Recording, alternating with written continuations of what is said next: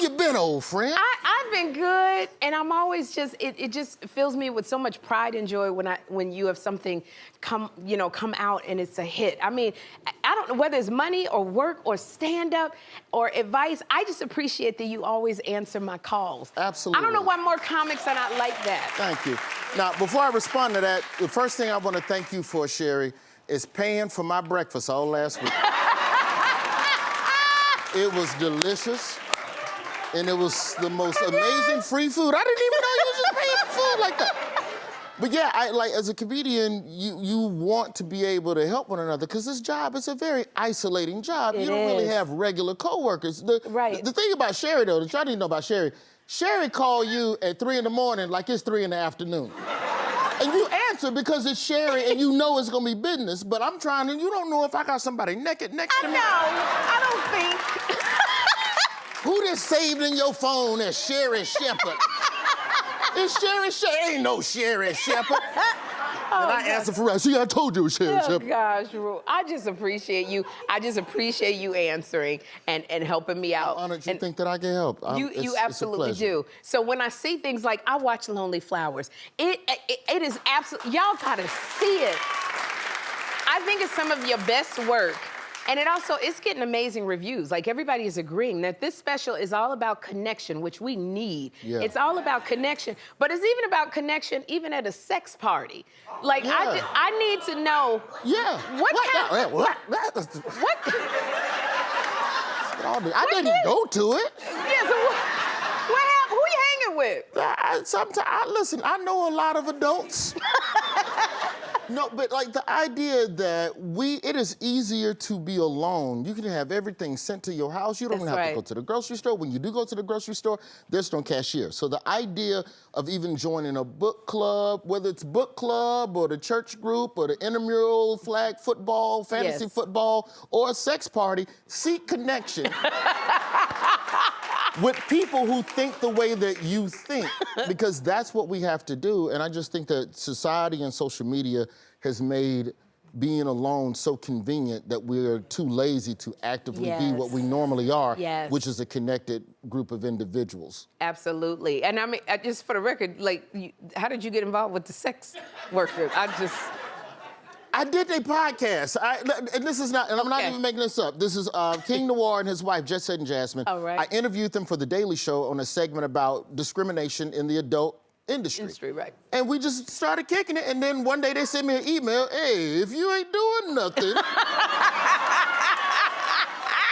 And then I replied, I am doing something. But you know, those are my folks, man. I got nothing but love for them. I love it. I'm not ready for that. I ain't even done a threesome yet. It's baby steps. Okay. You can't do a whole party. You got to hydrate. That's a lot. Get the connection first. That's what you gotta do. Roy, you come from like these very humble beginnings, and now you're this superstar. I love it, because you worked at Golden Corral, and the Golden Corral buffet when you started doing stand-up. So, like, how much material did you get from the people you worked for? I think every person in this country, if you don't serve in the military, you should work food service or a call center. And it is the simplest way to meet every type of American. And Golden Corral, like, everybody. As a server, you meet a table full of black folks, you meet a table full of white folks, young people, old people, and you just start, that's really where a lot of my stand-up, like trying out bits, it started with them. And that's kind of where, once I got older and I kind of had an ability to, how can I say something that an 8-year-old and an 80-year-old can get? It started at work. If I get one joke at work at 9 in the morning, I'm doing that joke the whole shift to every table, and I'm getting a tip. But the one joke could get you 40% extra tippage. That's it. Because you always like a server who's got a great sense of humor and who's personable. And what do you get now? You get a server who's in a rush, they're understaffed, they're racing from table to table. They ain't got time for the chit-chat no more. Remember the server used to tell you what not to eat on the menu? Exactly, yes. He'd be like, hey, let me get the catfish. And what you want from here? You either want the burger or the Cobb salad. Them is the two at this establishment. Keith ain't here tonight. If Keith was here, you'd get the catfish, man. He not working back Jerry back there. No, you don't want Jerry's catfish. So you from the Golden Corral buffet Yeah. to the and in between there was a journey, and then you were at the Daily Show, and you stepped out, and after 8 years, you left the Daily Show. What do you remember most about the final moments of being on that show? Well, I quit. I put in my resignation it was the last week of the writer's strike. Yeah. And so there wasn't a lot of motion in the building, so it wasn't like you got to like say goodbye to everybody. Right. You know, I see you when I see you, and I've seen them, and it's all love. But I chose, before the show came back into production, to just go clean my office out while the building was empty. And I took my son. You brought your son with you? Yeah, I You take brought Henry with me. I think I remember going to the radio station with my father and associating what he did for a living. I just wanted to make sure my son, who's seen me at that show, I wanted him to see me cleaning out my office to understand that none of this is permanent and that you have to continue to grow. And so it may not be something he puts together now, but later on, remember when I did the thing? Yeah. And then remember when I stopped doing the thing? Yeah. Well, that's how life works, and you have to just continue growing. So I love. and then I stole a bunch of stuff from the fridge. And that's what you showed. They got good snacks at the Daily Show. Let me tell you something. I love that you brought Henry, because I know when I was let go from The View, my last day, I brought Jeffrey with me. And I let him know, Jeffrey, we gonna be broke for a while. That's what I need you to get it. We gonna be going through it. But you left and you weren't out of work long. You now have a hit show. It's Have I Got News for You on CNN. Where you have comedy and politics. We back.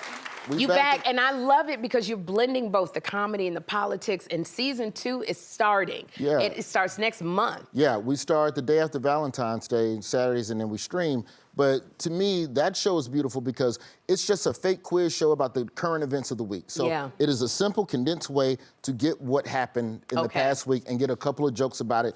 And myself, Amber Ruffin, Michael Ian Black, we lead the conversation. We have on a couple of guests from, varying political POVs. Yeah. And we just have a couple of real conversations. But our show is mainly about the jokes.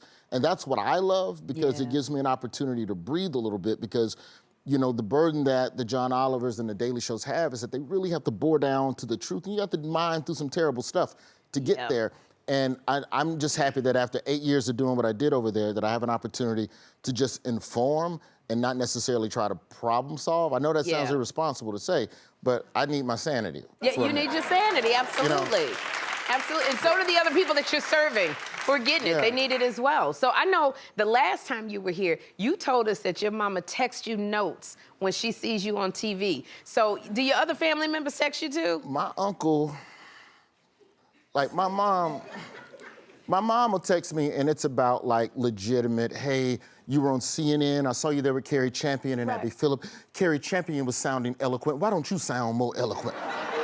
Which is a fair critique. Right. My Uncle Derek, who I love dearly, he's a fan of yours. Actually, he's too much of a fan. He won't know if you're single, but that's a conversation. Uncle Derek! My Uncle Derek texted me just out the blue one day, quote, hey, do you have a hookup with Babyface? I got some tickets for March 7th. I was trying to get backstage. What makes you think I know Babyface? I know. Just out the blue, hey, give us a Babyface take. Do you have a critique? Congratulations on the hour special? Nothing. Nothing. And I tell him, I go, look, man, I work for CNN. The best I can do is a CNN shirt signed by Wolf Blitzer. To which he replies, I would love a Stephen A. Smith signed shirt. Stephen A. Smith don't work at CNN.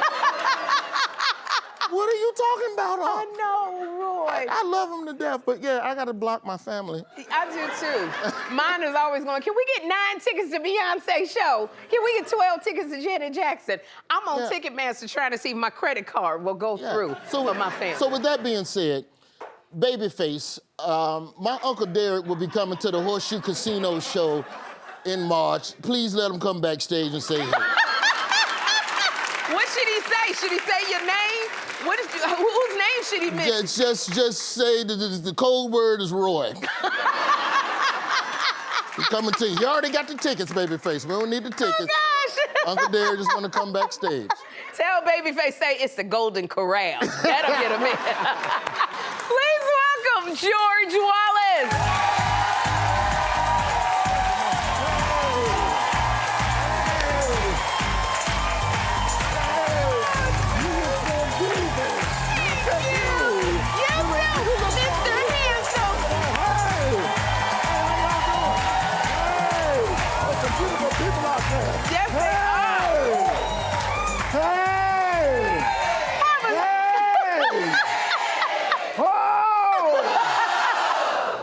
You got crazy people here today.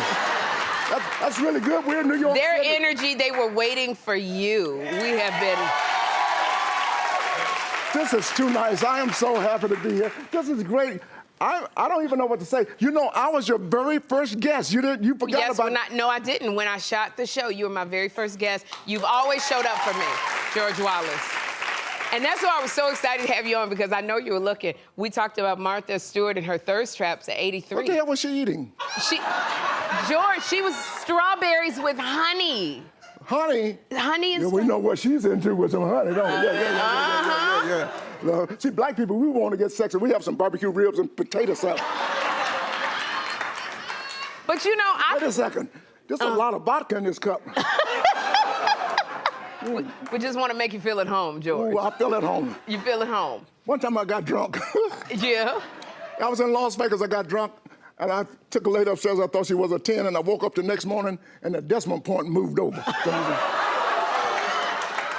tell you, George, I love you. I don't know if I could ever express the depth of my love for you. And the one thing that I love about you that makes me feel so good is you always check in on me. Like, even before the show, like, we've just have known each other for 3 decades, and you always checked in to see how I'm doing, and I appreciate that about you.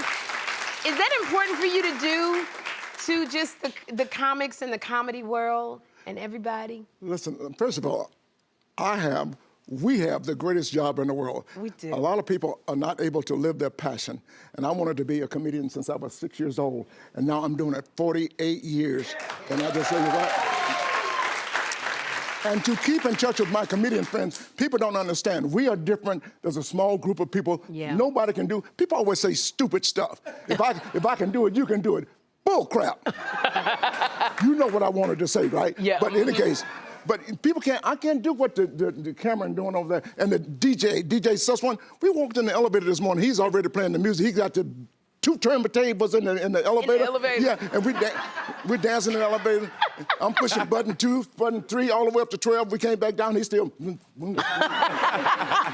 So it's good when you come to your show, but I love people, I love what we do, I love giving, and hanging out with comedians, you never know what's gonna happen. I had a comedian when I was in Las Vegas for, I went there for 30 days, I wound up being there for 15 years. 15 years, And, like selling out your shows, and that's what I love.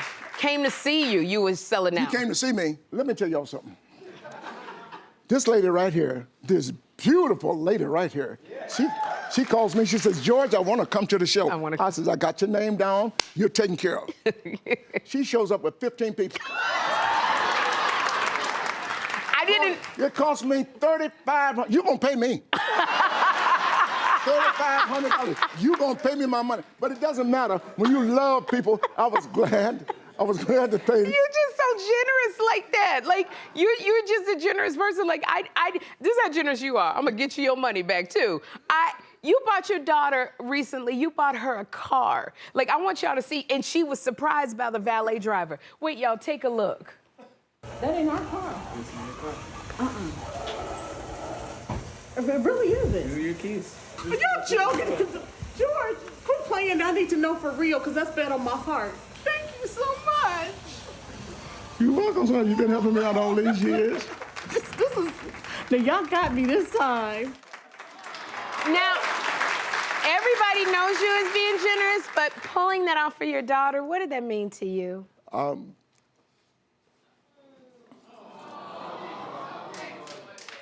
My daughter has done so much for me. Yeah. And I said, you know what? For 30 years, whatever I need at the houses in Atlanta, she's running back and forth. When the ADT, when the alarm goes off, she got to run over to the house and talk to the police. They're gonna lock her up one day. But it was so good. I want to give back, and I've been working for 48 years, and I made us some money. I'm not gonna lie to you. But before I die, I want to make my kids happy. I don't want them to have money after I leave. I gave them money, and it's just good to give back. Last year, I met them at the airport. They didn't know where they were going, and I shipped them off to London, England, and we all went to London, England. Every 3 days, we go somewhere else. So I always want to give. I want to die broke. I'm going to spend all my money before I die. Oh, I love it. You want to spend all your money? Well, now that I know you want to die broke, I'm not paying you back.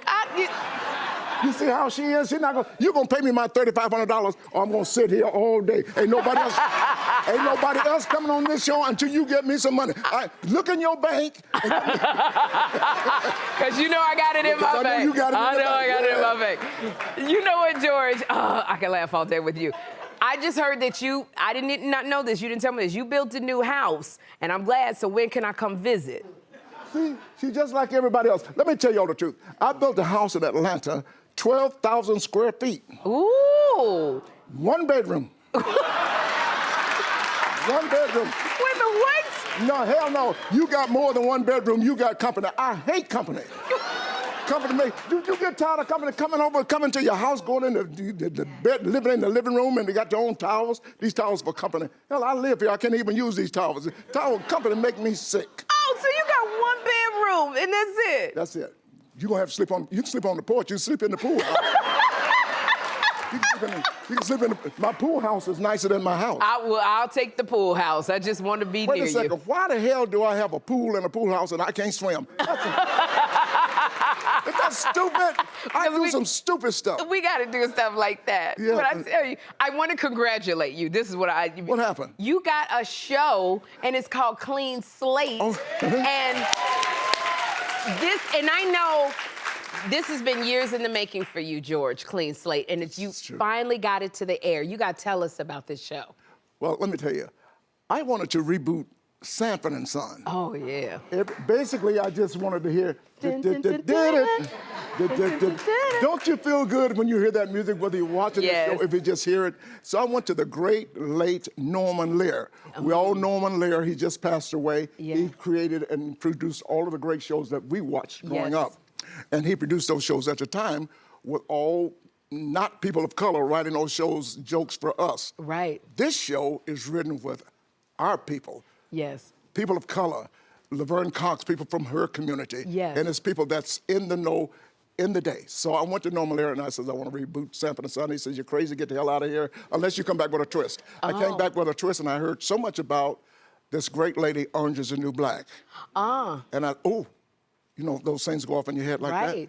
What if I had a son that left my house in Georgia, old man, car wash owner, went to New York to do his thing, come back 23 years later. I didn't hear from her in 23 years. When I go to the door, this most beautiful lady, ding dong, most beautiful lady you've ever seen in your life. I says, I'm sorry, lady, you look beautiful, but I ain't buying no Avon and I ain't buying no Watchtower. And she says, Dad, it's me. And so I was shocked from that. And that's my daughter, the great Laverne Cox. Yes. And it's gonna be a great show. We screened last night. And let me tell you something. This touches hearts. People go through different issues for different reasons, but this is done with love and laughter. She coming back as a daughter was a big surprise for me. Yes. But it educates me as a father to, it didn't go well at first. Yeah. And actually she was gonna leave me and go back to New York. But my next door neighbor, Thelma Hopkins, the great Thelma. Thelma She Hopkins. teaches me about love, and then I realized I gotta love my kid no matter what. No matter what.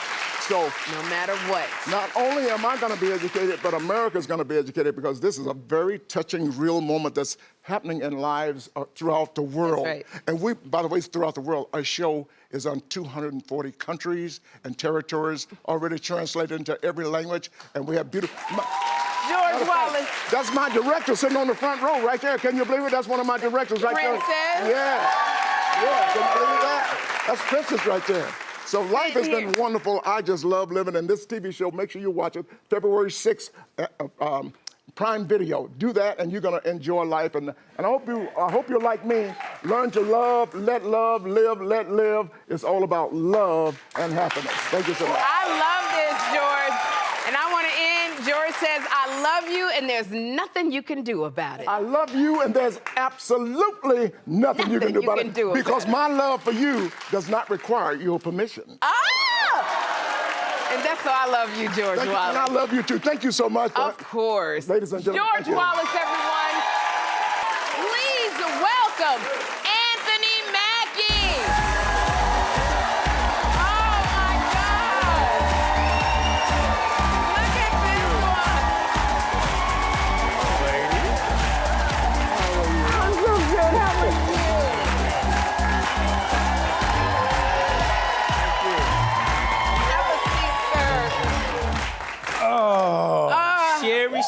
Sherri. Anthony. How are you, sir? I'm good. I'm so good, it's a damn shame. That's the kind of good you want to be. That's it. Well, I just have to say, first off, happy Valentine's Day to you. Same to you. Oh, well, Same thank to you. you. Very happy. So are you a flowers or candy type of guy? I'm a time kind of guy. Yeah, because I like to cook. So, I sit at home, open a bottle of wine, share a meal together, cook. Yeah. So you like to cook, because I love to eat. Yeah. This is already starting off to be a great conversation. I'm a cook. Like my dish, my like, What is hey, that? I ain't coming home. Dish is I do a crab meat dressing stuffed tiger prawn over teriyaki rice and pan tossed asparagus. What? Yeah. That's my dish. Now, I also I'm big with seafood because I'm from New Orleans. So if I catch it, it's going in the pot. Oh, so if you catch it, you cook it. Oh, yeah. Okay. Yeah. I'm old school, yeah. I like that. So are you an actress or a talk show host type of guy?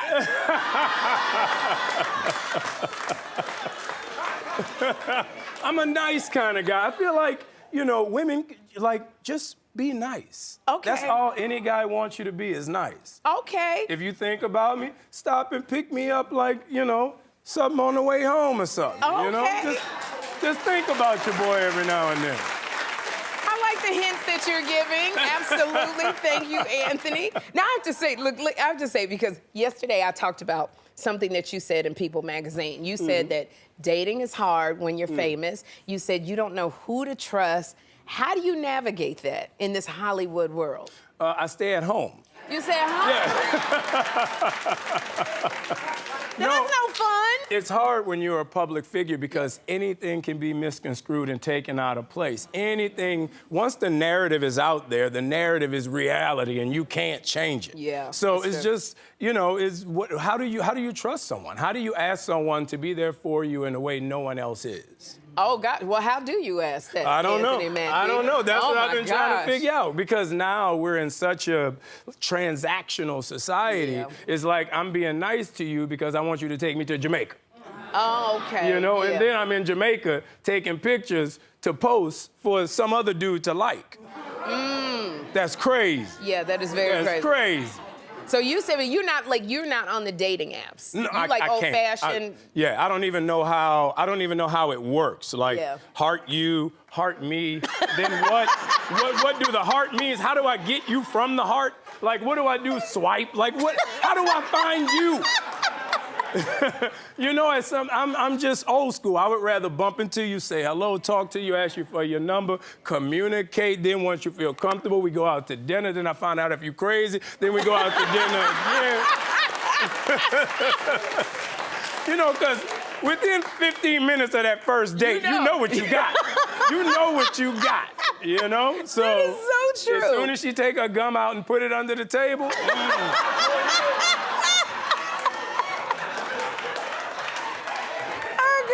or when she ordered them King Alaskan crab legs. When you have soup and salad, and they order the King Alaskan crab legs. And I'm like, you understand there's a show about how hard it is to catch these, right? There's a show. You've never seen a show about how hard it is to find lettuce. That's so true. It is so true. Anthony, oh my gosh, you're making me laugh so hard. I'm serious. If you ever want to go do stand-up comedy, you better get on that stage. Serious, you are funny. man. Oh, man. No, okay, but I would say everybody has their own personal deal breakers. 100%. Okay, so when you're dating, I want to know what your thoughts are on a few of these. Is her being late a deal breaker for you? Yes. I give you 15 minutes. Really? 15 minutes. After that 15, it's just like, what are we doing? I'll catch you next time. I'm gonna go meet. I'm over there. I'm outside. Okay, I'm outside now. Yeah. Okay, so are bad table manners a deal breaker? Well, it depends on what's your definition of bad table. Like, if you. It Because if you eating crab legs, and that, it's not. It's gonna get everywhere. If you chew with your mouth open, if you slurp your soup, stuff like that. Like if you eat noodles and you go, you Lady in the Tramp, the noodle.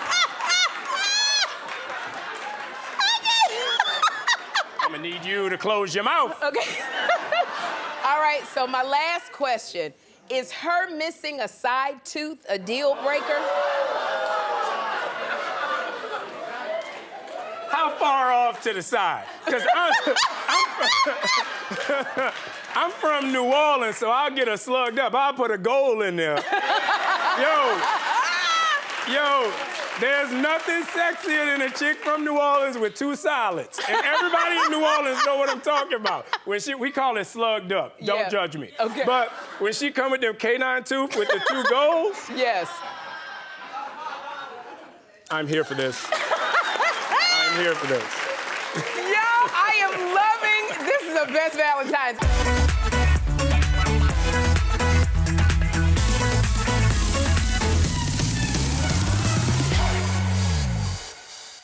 Please welcome Will Packer.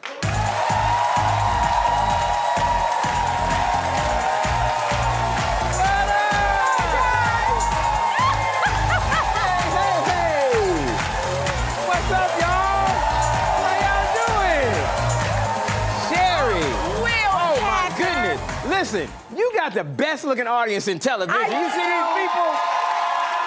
Let me tell you what everybody at home doesn't see, okay? What? Sherri's whole audience is drunk. I'm gonna tell y'all that right now. In between the breaks, they are playing music, they doing Partying. tequila shots. It's amazing. I want to be in the audience. We have an amazing audience and the energy, and you're here, so you And I'm help here. with that Absolutely. energy. I love it. How you doing, girlfriend? When I tell you, I'm always so glad to just be with you.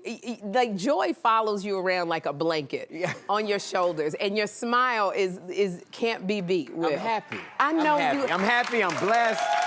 It's such a deeper thing than happy, because happy is like temporal. Yeah. Like you have like it exudes. It comes from deep in your soul. It's a good spirit that I have, and it's contagious. You know that. Don't you know when you're around people that just drain the energy out of the room? Yes. And you don't even like to be around them? You don't like to be around them. I don't like to be around those people. That's why I got good energy. I protect myself. So I really feel like when you're living a good life, manifesting a good life, Yes. like you gotta share that. You know what I mean? You do have to share it. Yeah. And speaking of sharing, Yes. Will, since you brought it up, because you know, like I auditioned for Girls Trip and I didn't get it. So I think, and you talking about sharing. Sherri brings I this ask up you every time. Every time I see you, I ask you the same Yes, you thing. do. You Yes. know what I'm gonna ask you, right? You're gonna ask me for Aaron Pierre's phone number again, and this is the thing.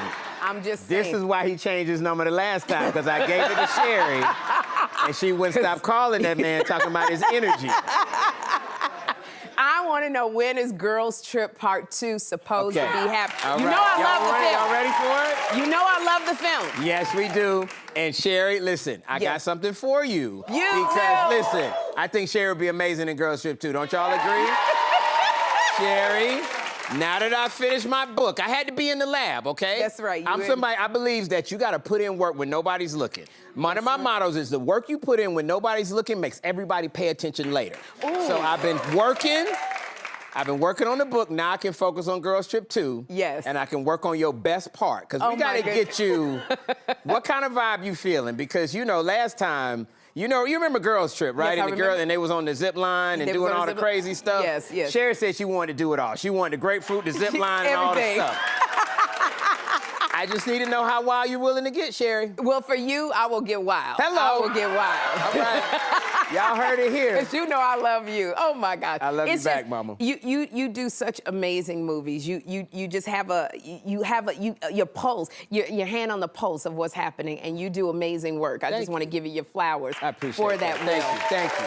Thank you. But there was another question that I wanted to ask you, because things have been tough after the LA wildfires. Oh, yeah. And a lot of people are saying that they thought that, an award show like the Oscars should not happen. And you were one of the producers of the Oscars, which Yep. is why I wanted to ask you, Yep. how do you feel about it if they say no Oscars? I think they should have the Oscars. Let me tell you why. Okay. Because so many people are employed by that show, Yeah. and the industry right now is going through a very tough time. Yeah. We've had work stoppages. Of course, you've got the wildfires. And because I ran the show, I know there is something on the order of 1,000 people that are affected by that show. right. I'm not talking about just the stars that you see on the red carpet with the nice dresses. I'm talking about hardworking folks that do the lights, the cameras, craft They service. need to work. Those people.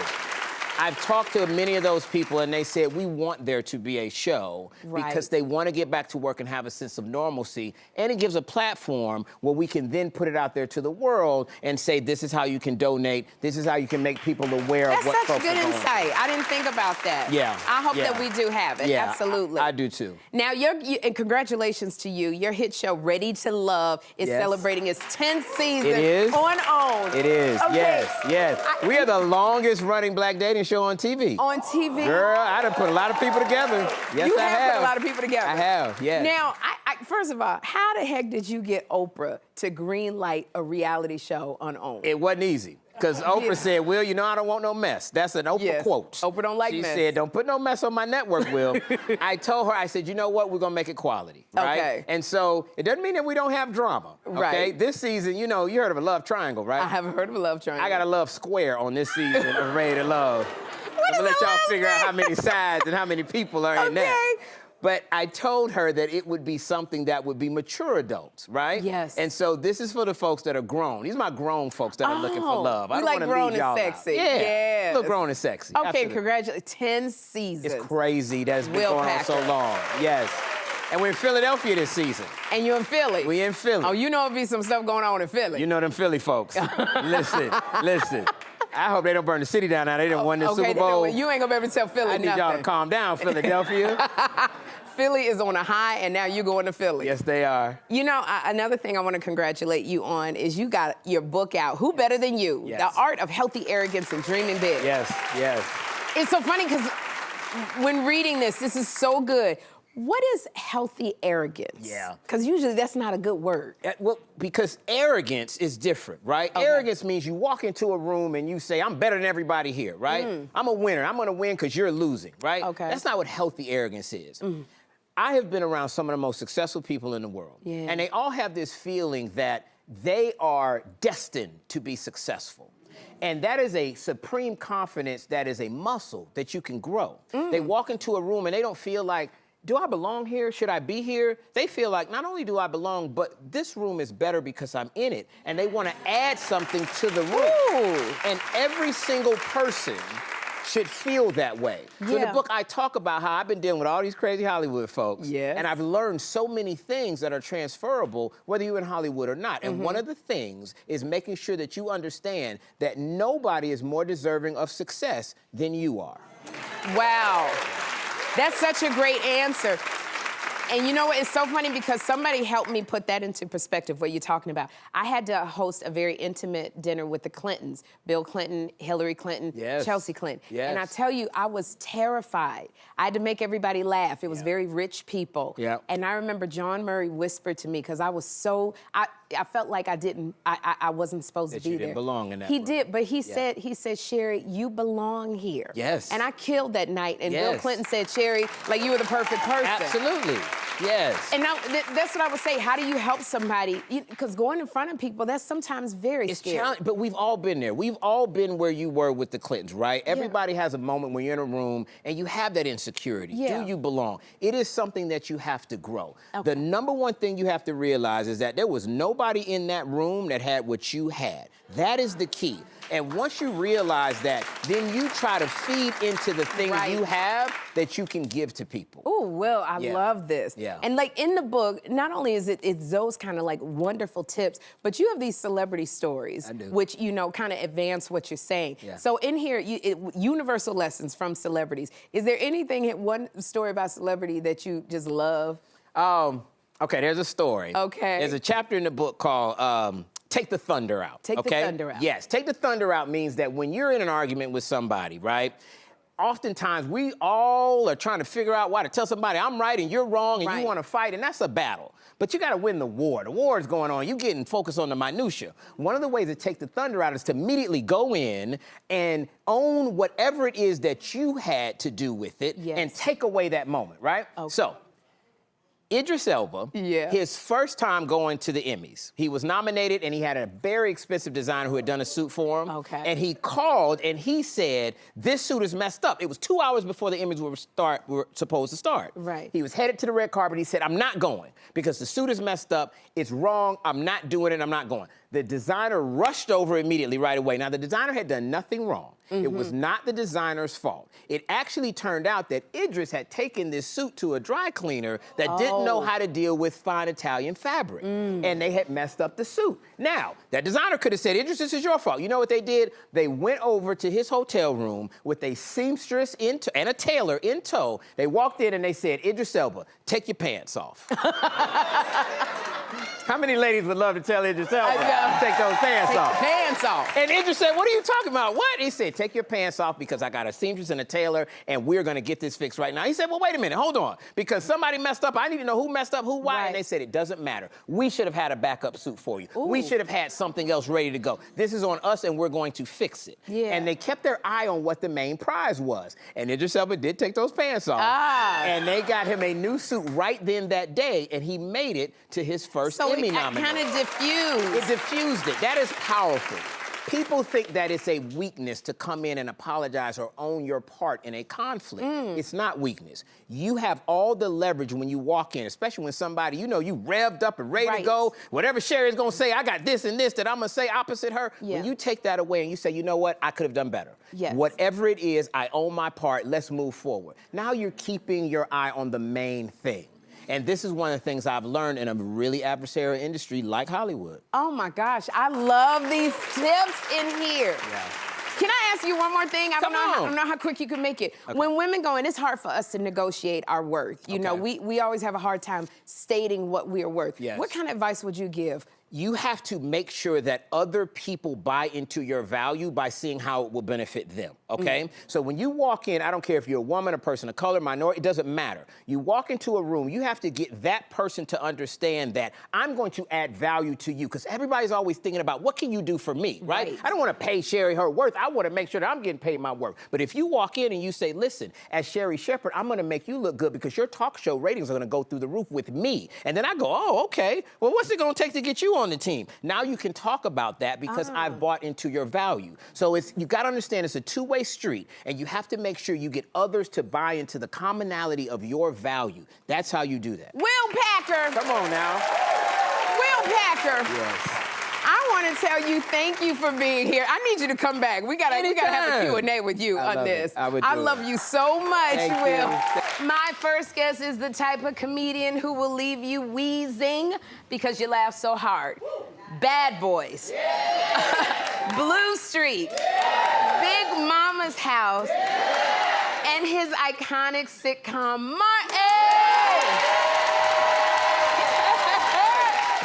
And now, for the first time since 2016, you can see him headlining his very own comedy tour. Please welcome, fresh off a flight from Saudi Arabia, the legendary Martin Lawrence!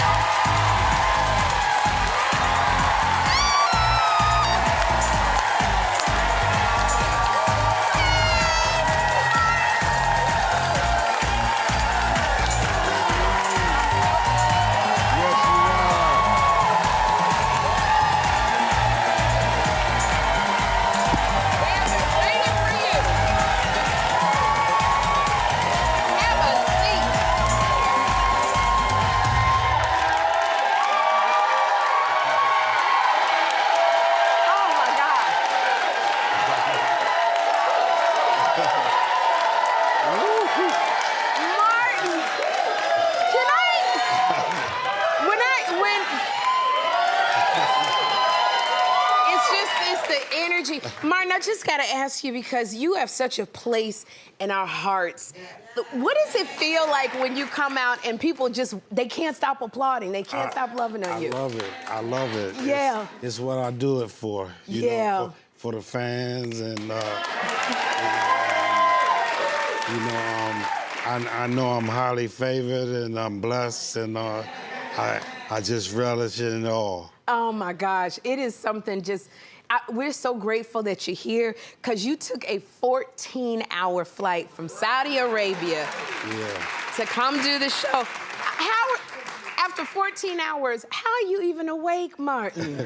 Because I slept on the plane. On the plane. I learned how to sleep on the plane all those hours. Do you go because like when I get on the plane, I go to sleep before they even close the door. Right, I'm knocked out. Do you go to sleep like right away? Yes. Oh my gosh. I love this. Congratulations, because you're here. You are headlining your first national arena tour. Yeah. And it's called the Y'all Know What It Is Tour. Yes. It's the Y'all Know What It Is Tour. You are performing tonight at the Barclays Center. Yes. Oh, in Brooklyn. Yes. Where Brooklyn at? I love the Barclays Center. I love every time I come to New York, I love performing there. At the Barclays Center. Yes, It is love it. like, you know, and watching you do stand-up and that, you got so much going on. What made you decide, you know what, I want to get back and do stand-up again? Because it's my baby. You know, it's where I started. You know, and if it wasn't for stand-up, it wouldn't have led me to TV or movies. So it's my baby. Oh my gosh, I completely get that. Now I remember when you took the comedy world by storm, when you, with your incredible energy, you had your leather suits on when you were on stage. Y'all remember that leather? So, and that was back when you were younger. So like, you know, stand-up comedy, it evolves with our journey. So how's your comedy evolved? Because I know you're pushing 60, but I don't, 60 where, 60 how? I'm 59. I'm 59? now, Where? 50 fine. How's your comedy evolved from when you were younger to now? I think I just matured more, and I'm just a little more cautious about subjects that I talk about. And things like that. I just try to be more conscious and aware. Yeah, because in our 20s, we don't care. Look, you just do. Yeah, I was fearless in my 20s. I say anything. You know? But I know in this day and time, you can't just say anything. Yeah, we do. You feel like we have to, as comics, censor ourselves a little bit more. Yeah, a little bit, but I don't. This ain't for the weak, not at all. You know, it's so funny because leather suits, they're back in style now. The leather suits.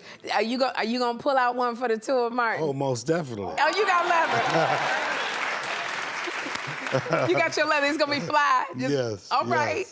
Yes. I want to thank you because I know you have inspired so many comics, including me. I would watch you all the time when I was coming up, and I love it that you're bringing these comics on, and they're gonna be on the stage with you. Like, you got people like Dion Cole. We love DC Young Fly. DC Young Fly. Just Hilarious is coming. Like, it's nothing but, and here's the thing, you know, when you notice, Martin, when you're in a room full of comics and y'all acting up and being loud, what's it gonna be like backstage with all y'all crazy people? Well, for me, I'm never really backstage with all the comics because they go on before I go on, and I'm usually in my dressing room getting ready for the show, preparation, listening to music and things like that.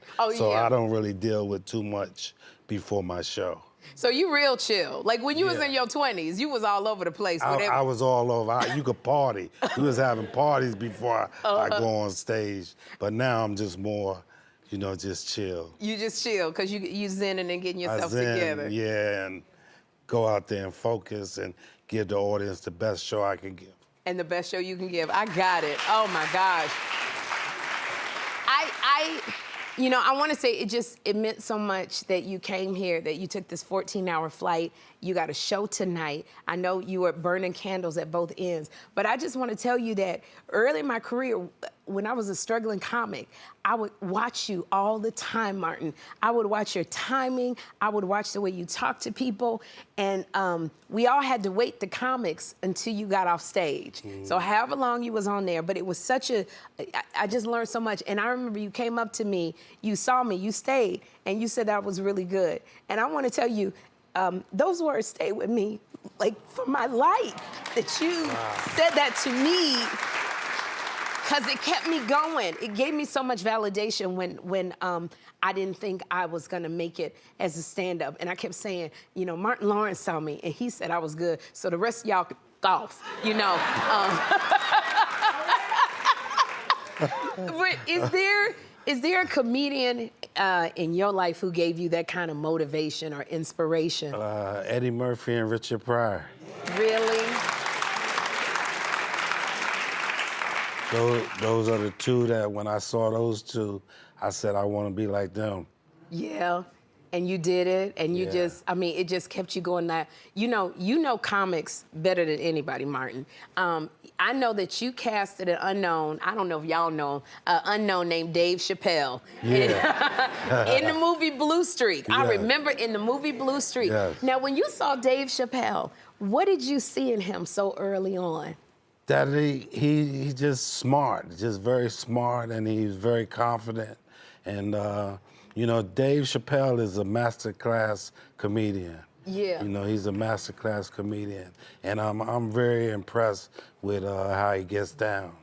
You know, I'm very impressed with how he gets down, and so I just saw that he is very confident, and he's very funny. Do you ever look at him? Do you ever tease him and tell him you're the one who discovered him? You ever say that to Dave? No, I don't say him. I just asked him to be in Blue Street too. You did? Yeah. Oh, for real? So Yeah. is it? He said he would do it. He said he would do it. All right, so okay. That I can't wait to see. Oh my gosh, you're like, okay, so here, and I wanna, because I wanna read what Dave Chappelle, what he said about you. He said, Martin Lawrence was the guy who showed everybody that you can make it from DC to Hollywood. I had a personal stake in his success. Every time we did something, it made me feel inspired. He was always real nice to me and set me down, and we'd talk about Hollywood. Did you give him advice in talking about Hollywood, or y'all reminisced, or? We just talk about the game and how we want to make it, and you know, just one day we'll be up there with the big ones and things like that. Did you visualize this when you were working the circuit doing stand-up comedy, Martin? Did you visualize this much success? No. No? No, I didn't.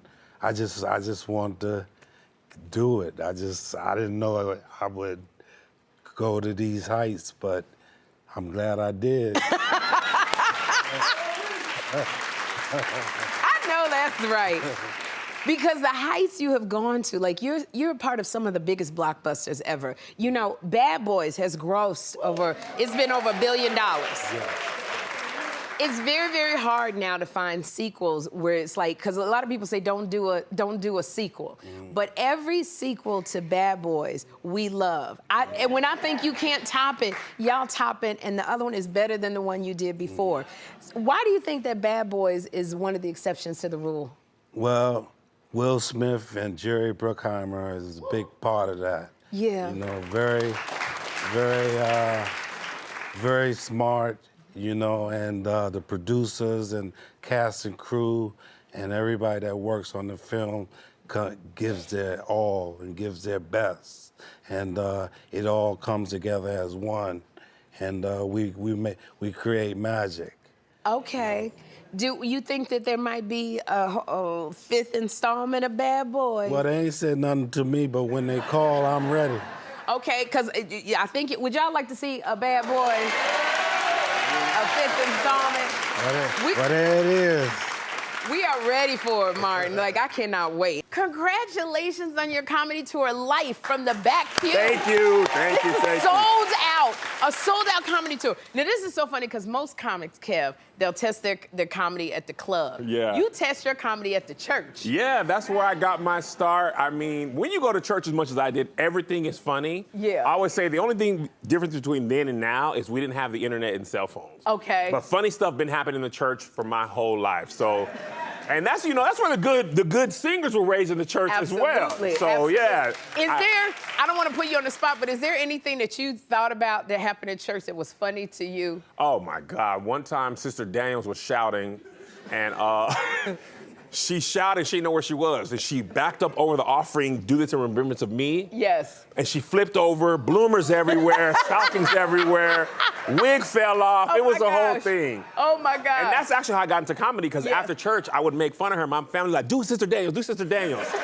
So that's when I realized, oh, you could do this. You can do this. I saw one video, and it was a church. It was one of the elders in the church, and she was like, we've got to talk about the bad breath in the church. It's so, and you are right. You get so much material just from being in church. 1,000%. And I love it that, you have come up, and I've watched you grow, and now you have, you have millions of followers on social media. Yeah, That's a very hard thing to do. How did you build that fan base? It's funny. I was trying to be a playmaker, right? That's where my first group was called the Playmakers, and it was just not happening. I was not doing it, so I was like, maybe if I make videos on the internet, I can get enough fans so that I can bring my plays there. And then we started doing videos on the internet, and I was like, actually, I think the internet is the thing. Right. So I just focused on doing that, and that took off. And I make probably a video a day, every day for the last 10 years. Wow. If not 2 or 3. I'm just a machine of video making. You are, and your creative content that comes out, I'm always in awe when I watch you. But then, this is what happens. The bigger following that you get, the more online trolls, the more haters you get. Yes. And you did put out a video because there was a bunch of people, they just kept saying that they didn't like you. Yeah. They said they didn't think you were funny, which is not true. But how do you deal Well, it is with true that? to them, which is okay. I think, listen, you gotta accept that everybody don't have to like you to be successful. Right. You don't have to be loved by everybody. All I wanna do is make the people who already like me come to a show, watch my TV show. Like, if that one person like, I don't think Kev's funny, well, stay over there with your fucking little apartment. I'm sorry. I don't know your living situation. Okay. I do get upset sometimes, but now, especially early in my career, I used to, as a comedian, you see this whole room full of laughter. One person not laughing, you zoom in on the person not laughing. But I've decided to focus on all the people who are laughing and focus on that instead. That's what I'm talking about. Yeah. When I tell you, one of my favoriteest videos is what you did is about men wanting to cuddle. Yeah. Just cuddle. Y'all, take a look at this. Here's why it's hard for men to cuddle and not try something. Because y'all are soft and you smell good. All right, now my wife, she loves to cuddle, but you know what I'm saying? Sometimes you just want to cuddle. She booty scooch. Well, now I'm thinking about something. It's like the smell of chocolate chip cookies. You don't have to be in the mood for cookies, but if you come downstairs and somebody got cookies, you're like, oh, snap. Cookies, they smell good. I'd like to try one. Oh my God. With over 6 million views on that video. Now, your wife, Melissa, is in the audience. Yeah, hey, Melissa, beautiful lady. So how do you feel about Kev's cuddling conundrum? We're still in the conundrum. Okay. But you know what, Sherri? After 20 years of marriage, I'm very grateful I'm still his cookie. Yes! That's what I like! That's what I want to hear. I'm very glad I'm his cookie. Yeah. And that's what I wanted to say. You got married to Melissa over 20 years ago. Yeah. Like, she's been with you. Look at this. Then you was a baby. Oh my gosh, you was a baby. We look like children. Y'all look like kids. I swear to God. And it's so funny. I feel for wives who are married to comics because it's a hard life. Yeah. So how much credit does Melissa get for helping you to achieve your dreams? Oh, Melissa, it's a shared dream. Yeah. It's not like my dream and her dream. It's our dream. Right. It's like she is just as instrumental as I am in our success. Yeah. When I was doing stand-up in the clubs, she not only was keeping the kids and working full-time. I work too, you know what I'm saying? She wasn't supporting me. I went to work as well. But she also tags my jokes. There was a joke that I was doing that just was not working. Yeah. And I was like, I don't know what's wrong with this joke. She was like, your pacing on this joke is off. You used to do it like this, and now you slowed it down. Right. And I went out there and did it like that, and it's like, that's it. I like to think of it as like I'm the quarterback, but she's like the offensive line. Like a good offensive line makes a great quarterback. Without a good offensive line, you have no quarterback. So. All right, yeah. You better go on with it. I love this love because you have been with Melissa since she was 16 years old. 16 Prom years king and old. queen. Look at this. Now, By the way, in that picture, Sherri, Yeah. I hate to interrupt you, she won prom queen by herself. I tied with somebody else. So everybody in our high school was like, Melissa, Kev, and this other guy. But I made sure to get the crown. I was like, you taking the stash. I need the crown. You got the crown. I got the crown. You got the crown and got your queen. Yes. It's such a trip because, like, at 16, like you said, y'all look like babies. What's the difference between 16-year-old Melissa and you back then to y'all now? It's like you have like an iPhone, right? Like say you got the first iPhone and you still have an iPhone today. Technically, it's the same phone. Right. But through each iteration, you got to learn this button, that button, headphone jack, no headphone jack, AirPods, how you do the new email thing, by the way, Apple, what is y'all doing with the new email stuff? I know. I can't get no push notifications, No. but I'm learning. So it's like that. Like you have to be up to date with your current version of your spouse. Right. Not the one from 2018, not the one from 2003, the current. So what you learning about Melissa, 2025 Melissa? Now, 2025 Melissa, perimenopausal. Perimenopausal, Melissa, this is a whole new thing, Sherri. I said I had to read some research. I was reading articles and stuff. I said, what I done now? And I ain't done nothing. Perry is in there. It's in her mind. Her mind. She get hot. She get hot. She be hot. Okay. She be turning. She like, cut the heat off. I like, I didn't. You cut the heat on. I'm sweating bullets over here trying to make sure she's okay. Yeah, so the perimenopausal list. This version is. It's different day to day, moment to moment, minute to minute. Minute to minute, Sherri. Minute to minute. Minute to minute.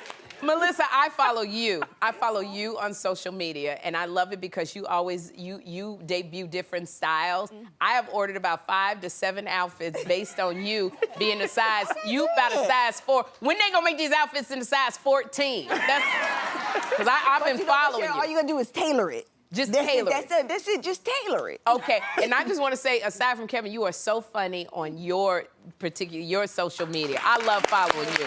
That's my boo. That is your boo. And you know, this is so great because you went from creating content online, Kev, to you producing your own TV show on BET. Is it BET? BET Plus. BET Plus. Churchy. Yeah. And I remember when you got it, you were so happy because this is something you have been trying to get out there. So where did you find the inspiration to you bet on yourself? Yeah, you know, I grew up in the church, and that's where the idea came from. And I actually pitched Churchy all over. Everywhere in LA, and I was told, oh, we don't know if it's gonna work in middle America. I heard that about one too many times. Right. So Melissa and I, we saved up our money. You know, we was doing brand deals and commercials and things like that. We saved all this money aside, and we paid for it ourselves. We paid for it, shot it, edited, paid, you know, and then shout out to Spring Hill Company. One of their executives, Jamal Henderson, watched it, and he was like, I think we can get this sold. And we took it to BT, and they were like, this is perfect. Put it up, and it's been amazing. Season 2 is coming out this summer. Yeah. I love that. And I also love that you also give comics a chance. You built your own studio for comics. What do you think about passing the torch and giving a chance to others? Oh, the best thing in my life is to create a platform to share the talents of others. It's my best job I got at Boeing. It was a black lady who was looking for black people to give opportunities to. And she interviewed me, got that job, and it changed my life. And since then, I was like, I need to do the same thing for people like me. So I reached back and put all these comics on and give them opportunities. They have the talent. It's just my joy is giving them opportunities. And that's why you are so blessed. That's why your shows are sold out, because you always give back. Kev, I'm so excited that you finally came on my show. I'm so excited to be I've been here. wanting you for so long. I'm so happy it worked out. It's amazing. It's just so warm and black. It's cocoa butter all wafted all through here. It's that. Everybody moisturized. There ain't nobody ashy in the studio. I know. love it. Let me tell you something. We are greased up. Can I tell you? We're gonna have a good